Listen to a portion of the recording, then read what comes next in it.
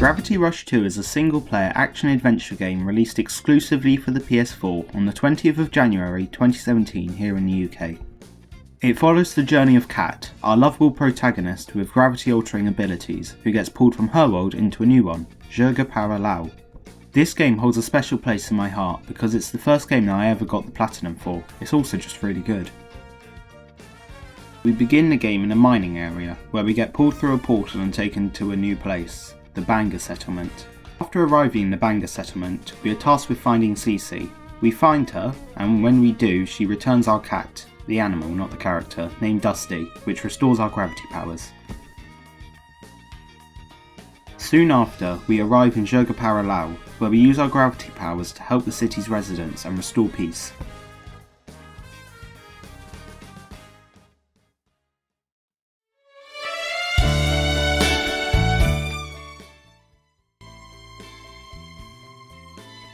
Being able to control gravity is the main gimmick of the game, if you couldn't tell from its title. It's possible to perform some really satisfying moves when you've mastered the gravity controls, and while it looks like it might get disorientating, for the most part in the game it's always easy to know where you're going. Having 360-degree movement in an open world game is really cool, and seamlessly flying through the air for hundreds of meters with the wind effects blowing Kat's hair around realistically according to the direction of gravity and movement is never boring to watch. There's three main ways in which you can alter gravity. You can change the direction of gravity to your benefit, essentially allowing Kat to fly. This is the main move you'll be using in the game and is how you get almost anywhere. You can also perform a gravity slide while on solid ground, which tilts gravity forwards, allowing you to slide forwards at high speeds. You can also create a stasis field, which will grab a certain amount of objects in your area and allow you to throw them forwards at high speeds when you choose. However, this is mostly used for fighting. You can also turn off gravity entirely, allowing you to hover in the air whenever you want.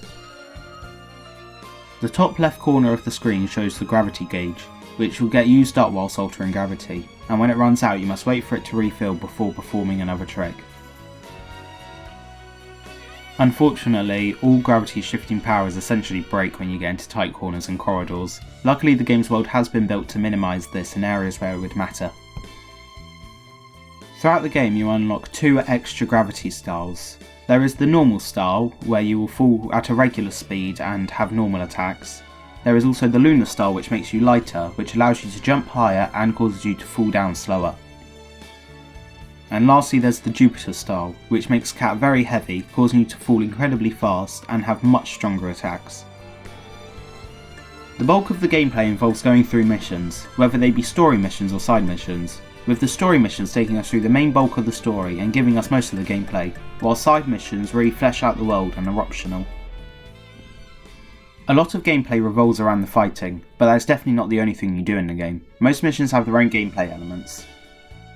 The main story will give you about 40 hours or so of content, but if you decide to complete all the side missions, like I did, it'll add around another 20 hours on top of that. Of course you don't have to do any of the missions. I often found myself just aimlessly exploring the world and trying to find as many secrets as I could.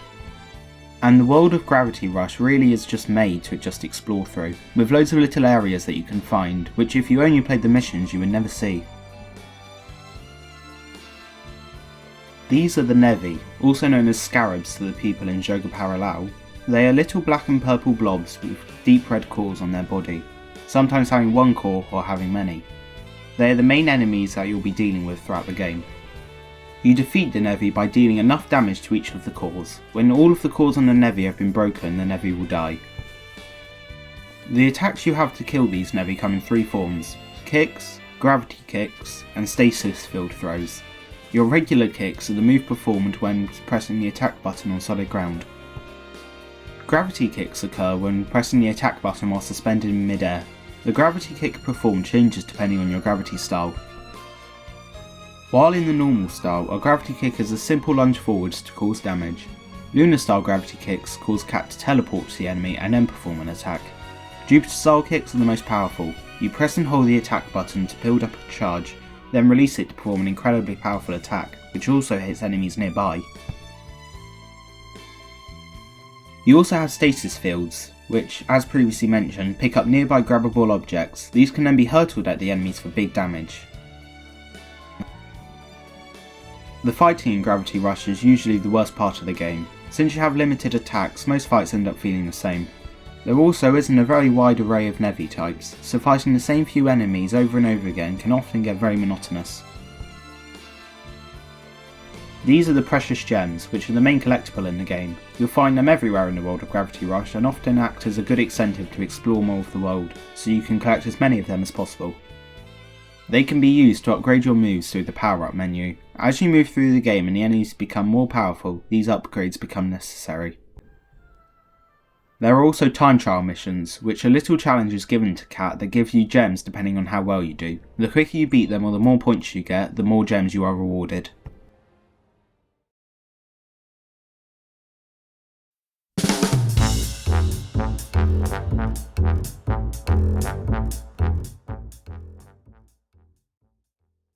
The visuals of Gravity Rush, if you hadn't noticed already, are bloody amazing. The bright colours and bouncy happy feeling of the environments are great, and they really match well with the atmosphere of the place they are in. For instance, when you drop down to Leogona, the impoverished region of Sugar Parallel, the lighting and colours change to match the mood of the new area, while someone like Le Comosna, the middle class area, is a lot more happy and vibrant. While in dialogue scenes, the characters are shown in comic book like panels with the speech bubbles above. It's really cool and honestly nice to see an original speech scene. The best way to see the greatness of the visuals is to approach a new area of the city from far away and see it slowly fade into existence, and it does truly look amazing. I also noticed that the style of Hexville, the other city in the game, takes a lot of inspiration from French architecture, which I'm sure you can see the similarities of here. Because of this, it makes sense that the fake language spoken by the characters in the game has a heavy French influence. Gravity Rush 2 is one of the few games that managed to make a made up language sound good. To show you what I mean, I'll play you a short clip from one of the songs in the game.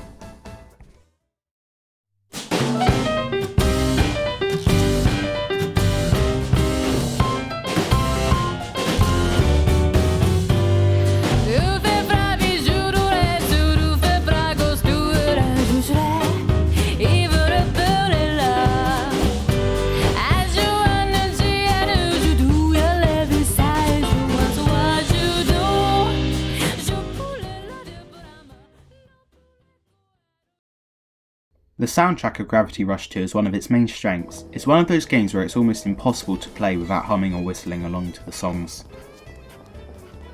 I'm sure you've heard some of the music being played in the background of this video, but I'll play a quick few extracts from my personal 3 favourite songs in the game now.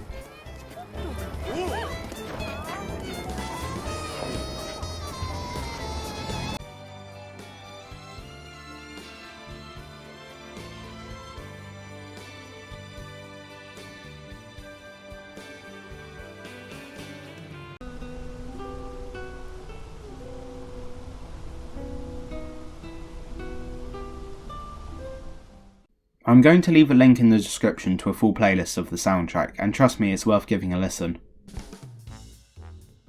As well as the music, the sound effects in the game are usually really great. Notable ones being the sound made when breaking calls on Nevi, which is really satisfying and makes it feel substantial to defeat each and every one.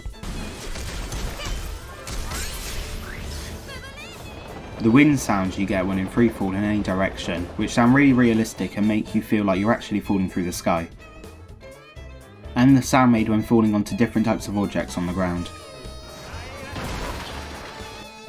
All these and more just really add to the atmosphere of the game.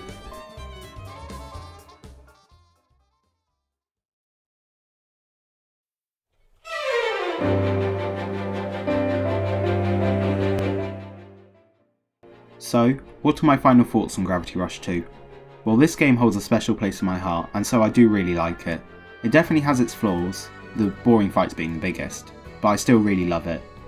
If you have a PS4 but don't have this game, I highly recommend buying it. You can get it second hand on eBay for about 15 quid, which is a massive steal, definitely worth the purchase. 88 out of 100.